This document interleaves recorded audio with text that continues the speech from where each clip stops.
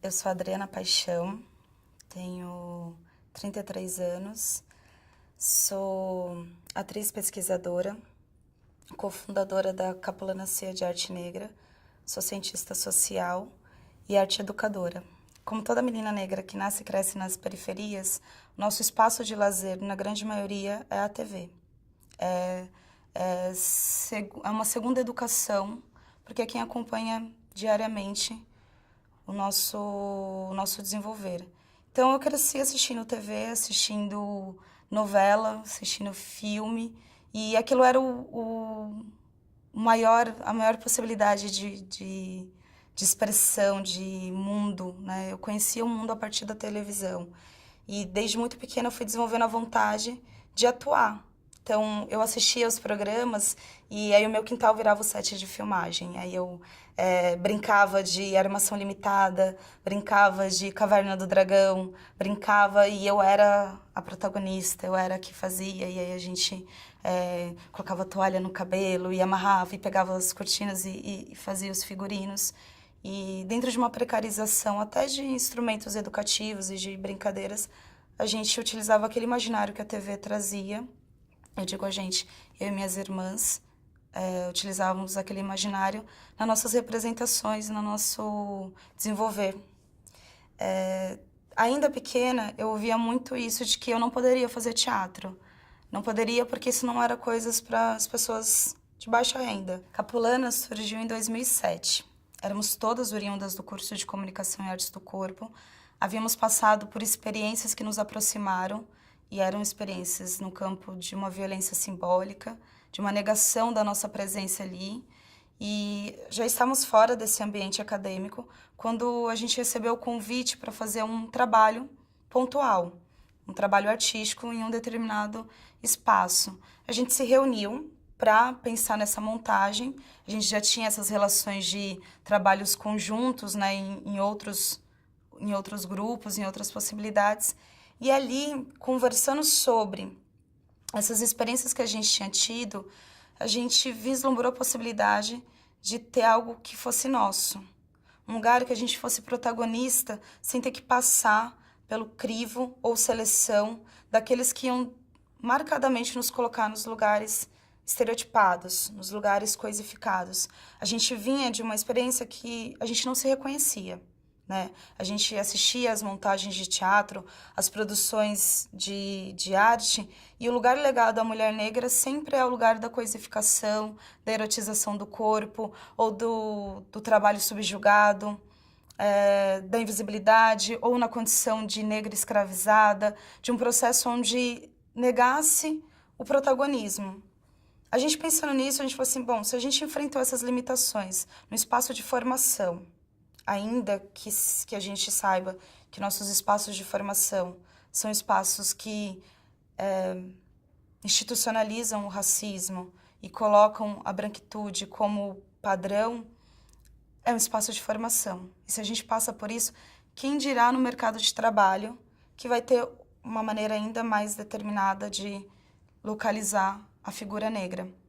E ali a gente viu a possibilidade de, para além de um trabalho pontual, a gente consolidar um grupo onde a gente poderia ser sujeitas das nossas ações, nos autorrepresentar, nos recriarmos e elaborarmos uma outra possibilidade de imaginário da mulher negra.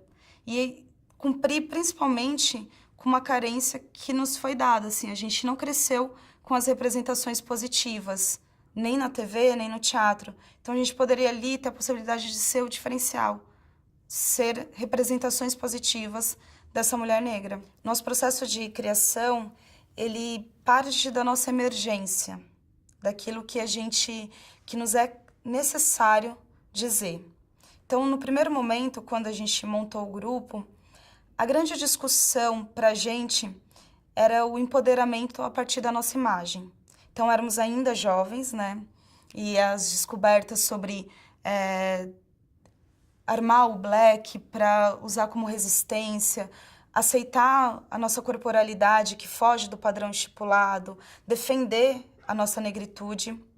era uma das questões. Então, o primeiro trabalho, a gente discutiu a imagem da mulher negra, o processo de descoberta da imagem da mulher negra, né? Então, passava por isso. Como que era a questão da miscigenação para a gente? Como que eram as relações emblemáticas com o nosso corpo, com a nossa estética? Como era a questão dessa violência que existe na construção da imagem da mulher negra. Então, o primeiro trabalho, Solano Trindade e Suas Negras Poesias, são depoimentos cênicos das nossas questões com a imagem da mulher negra, tanto do processo de negação quanto do processo de afirmação. Então, quando a gente se percebe mulheres negras empoderadas.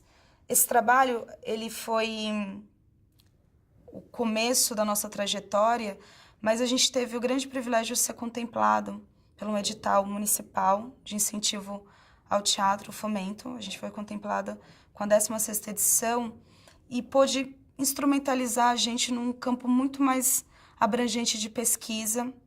E o projeto que a gente desenvolveu chamava-se Pé no Quintal, onde a gente circulou com esse trabalho em vários quintais das periferias de São Paulo.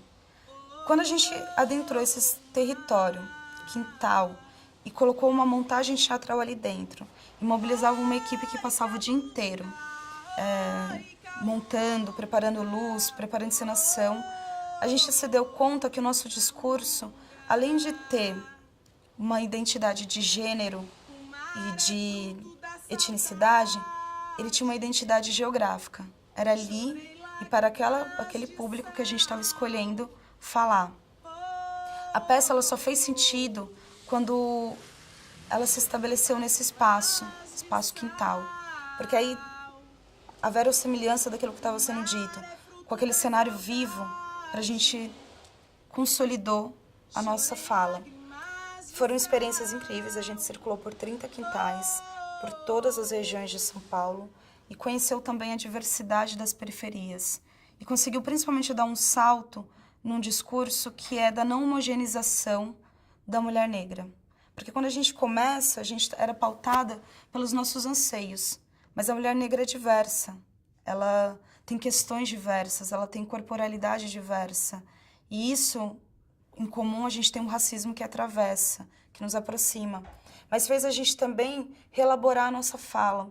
E fez principalmente, a partir desse incentivo público, a gente realizar aquilo que a gente buscou na nossa primeira formação, que era, de fato, acessar todo esse conhecimento ancestral, africano, diaspórico, que é um legado de intelectualidade, de experiências de ferramenta corporal e de uma bagagem artística que estava ali para nos fomentar e que a gente não acessava. A gente percebeu que estávamos falando de mais do que imagem.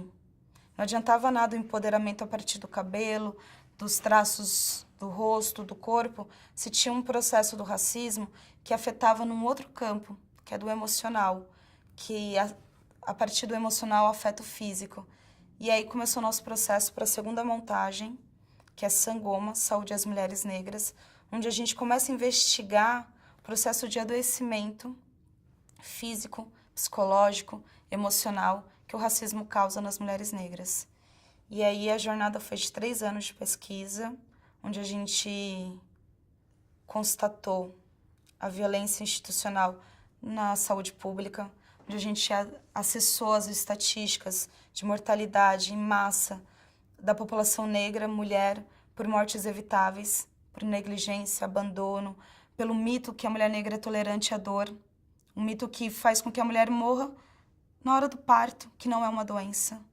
E fez a gente ter acesso a tantas outras doenças que acometem tanto mais a população negra por uma questão de abandono em todos os aspectos.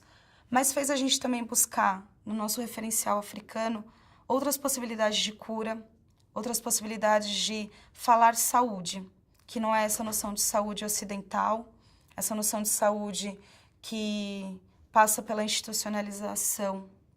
E aí a gente encontra na figura Sangoma, que é uma figura conhecida nas comunidades bantus, esse personagem que nos chega a partir da diáspora como a grande referência de quem vai cuidar da saúde física, espiritual, emocional, cultural daquela comunidade. A gente precisa entender que a gente mantém diariamente e reelabora o racismo todos os dias. E o racismo não é um problema dos negros, o machismo não é um problema das mulheres, é um problema da sociedade.